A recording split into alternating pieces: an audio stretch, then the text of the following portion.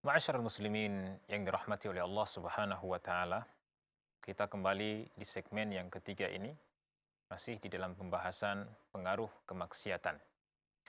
Dan kita sudah menyebutkan ya perkataan Al-Imam Shaddad ibn Aus radhiyallahu anhu. Beliau mengawali perkataan beliau ketika ingin menjelaskan tentang pengaruh kemaksiatan, beliau awali dulu dengan perkataan tentang pengaruh kebaikan. Jadi ketika seorang hamba Allah mengerjakan sebuah kebaikan, sekecil apapun kebaikan tersebut, maka di balik kebaikan itu akan mengiringi atau akan diiringi kebaikan-kebaikan yang sangat banyak. Kita sudah contohkan seperti menghadiri majelis ilmu. Ya, kita akan mendapatkan keutamaan yang besar dari menuntut ilmu itu sendiri, dari menghadiri majelis ilmu itu sendiri. Kemudian kita juga akan mendapatkan keutamaan mendengarkan bacaan Al-Quran.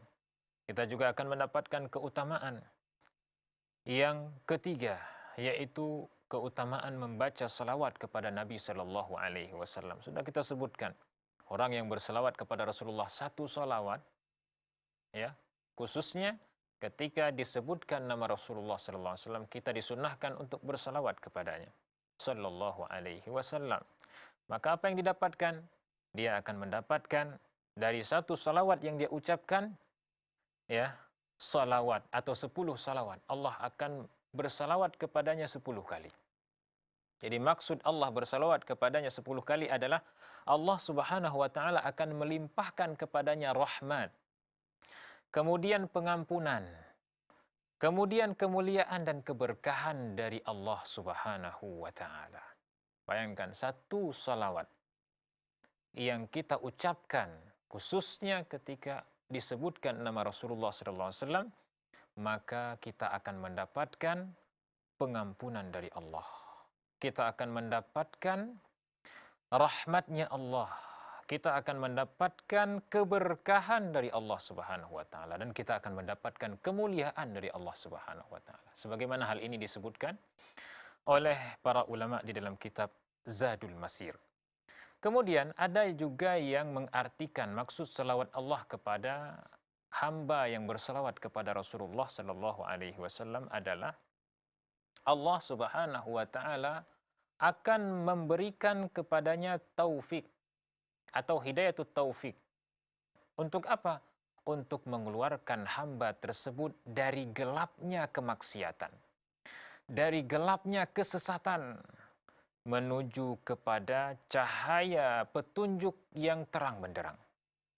Sebagaimana hal ini dijelaskan oleh Allah Subhanahu wa taala di dalam surah Al-Ahzab ayat 43, Allah Subhanahu wa taala berfirman, "Huwallazi yusalli 'alaikum wa malaikatuhu liyukhrijakum minadh-dhulumati ilan nur wa kana bil mu'minina rahima." Dialah Allah Subhanahu wa taala yang bersalawat kepadamu, wahai manusia, dan para malaikatnya juga, ya, dengan memohonkan ampunan untukmu. Untuk apa? Liyukhrijakum minadh-dhulumati ilan nur.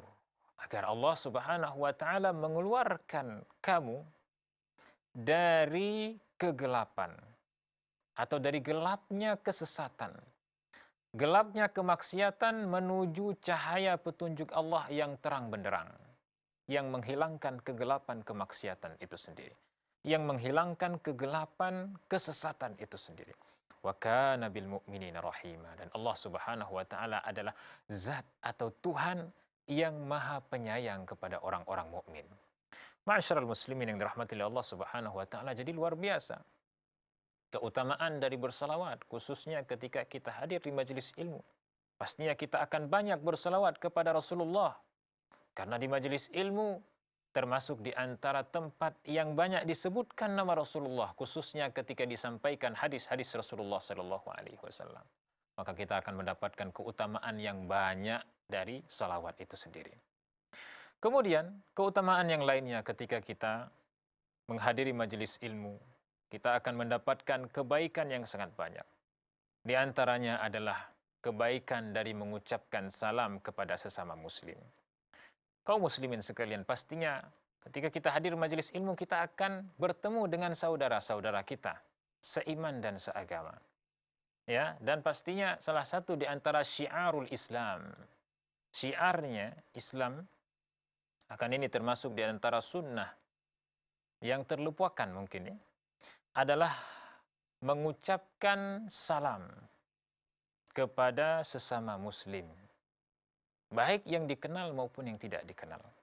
Khususnya di majelis ilmu, ketika kita bertemu dengan saudara kita, kita mengucapkan salam kepadanya.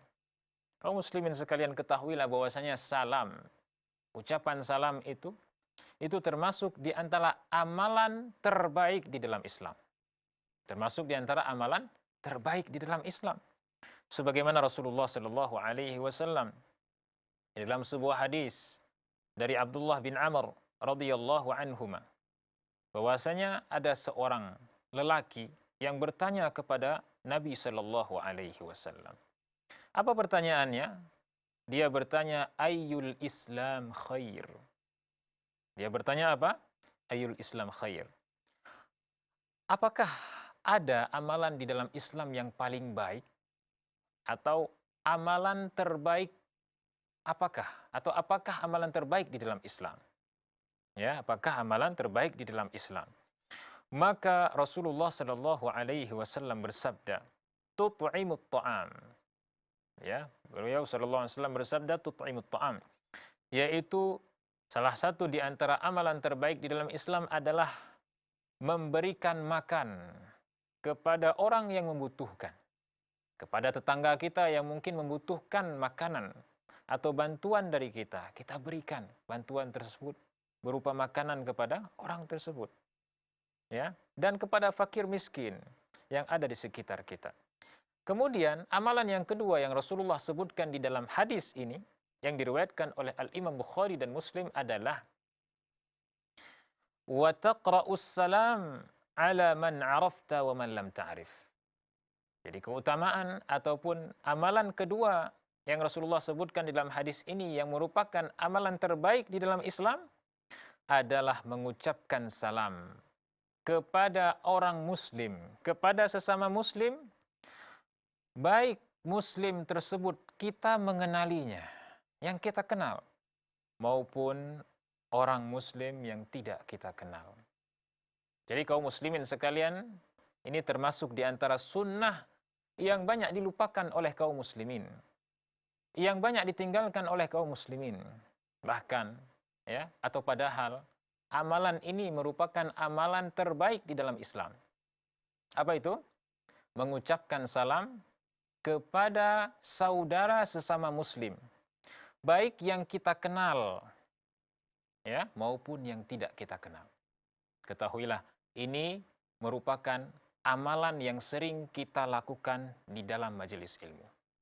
Kita pastinya akan bertemu dengan saudara-saudara kita yang mungkin sebelumnya dia tidak pernah hadir di majelis ilmu. Allah berikan hidayah kepadanya.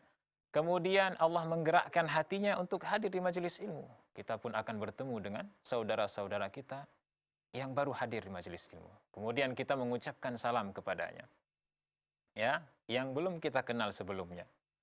Ataupun kepada saudara-saudara kita yang sudah kita kenal. Maka ketika itu kita sedang mengucapkan, ya, ataupun melakukan perkara terbaik atau di antara perkara terbaik di dalam Islam.